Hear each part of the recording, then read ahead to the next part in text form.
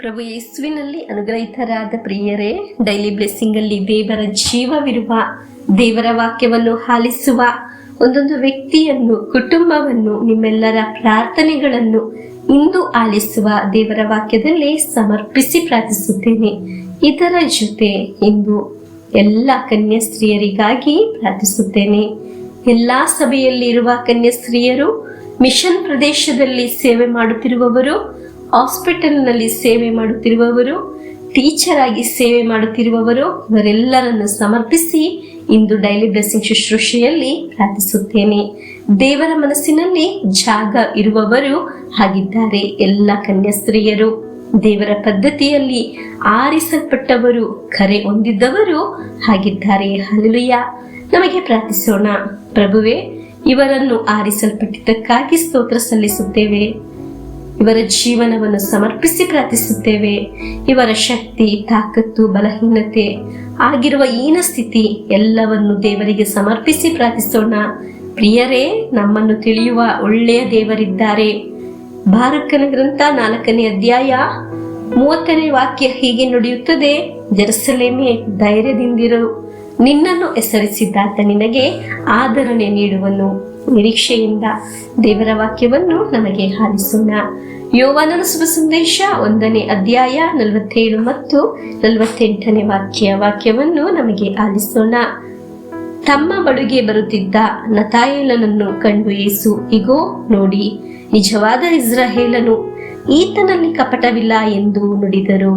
ನತಾನಿಯೇಲನು, ನನ್ನ ಪರಿಚಯ ನಿಮಗೆ ಹೇಗಾಯಿತು ಎಂದು ಕೇಳಲು ಯೇಸು, ಫಿಲಿಪ್ಪನು ನಿನ್ನನ್ನು ಕರೆಯುವ ಮೊದಲೇ ನೀನು ಅಂಜೂರದ ಮರದಡಿ ಇದ್ದಾಗ ನಾನು ನಿನ್ನನ್ನು ಕಂಡೆ ಎಂದು ಉತ್ತರ ಕೊಟ್ಟರು. ಪ್ರಿಯರೇ, ಒಂದು ಕಾರ್ಯವನ್ನು ನಾವೆಲ್ಲರೂ ವಿಶ್ವಾಸಿಸಬೇಕು. ನಮ್ಮನ್ನು ತಿಳಿಯುವ ಒಂದು ಒಳ್ಳೆಯ ದೇವರು ನಮಗಿದ್ದಾರೆ. ಹಲ್ಲೆಲೂಯ. ಅನೇಕ ದುಃಖಗಳು ನಮಗಿದೆ, ಬೇರೆಯವರ ಹತ್ತಿರ ಹೇಳಲು ಸಾಧ್ಯವಾಗದ ದುಃಖಗಳು.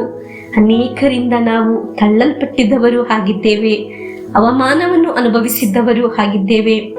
ನಮ್ಮ ಮನಸ್ಸಿನ ಒಳಗೆ ಅನೇಕ ದುಃಖಗಳನ್ನು ಹೊತ್ತು ನಡೆಯುವವರು ನಾವಾಗಿದ್ದೇವೆ. ಆದರೆ ಒಂದು ದೃಢ ಕಾರ್ಯ, ನಮ್ಮನ್ನು ಕಾಣುವ, ತಿಳಿಯುವ ಒಳ್ಳೆಯ ದೇವರು ನಮ್ಮೊಂದಿಗೆ ಇದ್ದಾರೆ. ಆಮೆನ್. ಹಲ್ಲೆಲೂಯ. ದೇವರು ನಮ್ಮನ್ನು ಕರೆಯುವುದು ಇವನು, ಇವಳು ಯಾರು ಎಂದು ನೋಡಿ ಅಲ್ಲ, ಏನು ಇವನಿಂದ ಮಾಡಬಹುದು ಎಂದು. ಲೋಕ ನಮ್ಮನ್ನು ಆರಿಸುವುದು ಇವನು, ಇವಳು ಯಾರು ಎಂದು. ದೇವರ ಮನಸ್ಸಿನಲ್ಲಿ ಒಂದು ಸ್ಥಾನವಿದೆ ನಮಗೆ.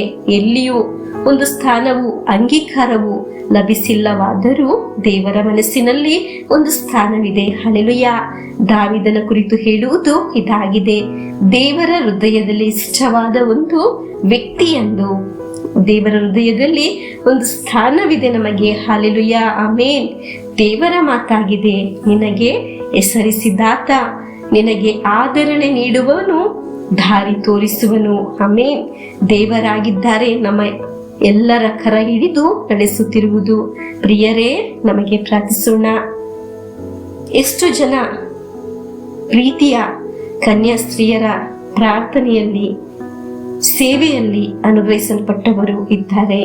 ಕೃತಜ್ಞತೆಯಿಂದ ನಮಗೆ ಎಲ್ಲ ಕನ್ಯಾಸ್ತ್ರೀಯರಿಗಾಗಿ ಪ್ರಾರ್ಥಿಸೋಣ. ಎಲ್ಲ ಸಭೆಯಲ್ಲಿರುವ ಕನ್ಯಾಸ್ತ್ರೀಯರಿಗಾಗಿ ಪ್ರಾರ್ಥಿಸೋಣ.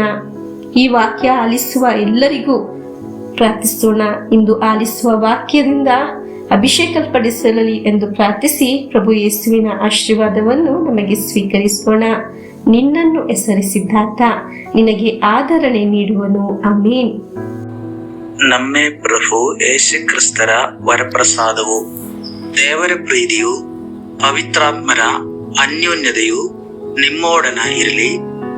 ರೋಗದಿಂದ, ಅಪಘಾತದಿಂದ, ವಂಚನೆಯಿಂದ, ನಿರಾಶೆಯಿಂದ ಸ್ವರ್ಗದ ದೇವರು ನಿಮ್ಮನ್ನು ಅದ್ಭುತವಾಗಿ ಸಂರಕ್ಷಿಸಲಿ. ದೀರ್ಘಾಯುಸ್ಸು, ಆರೋಗ್ಯ, ಸಮಾಧಾನ, ಸಂತೋಷ ಉಂಟಾಗಲಿ. ಪಿತನ, ಸುತನ, ಪವಿತ್ರಾತ್ಮರ ನಾಮದಲ್ಲಿ ಆಮೆನ್.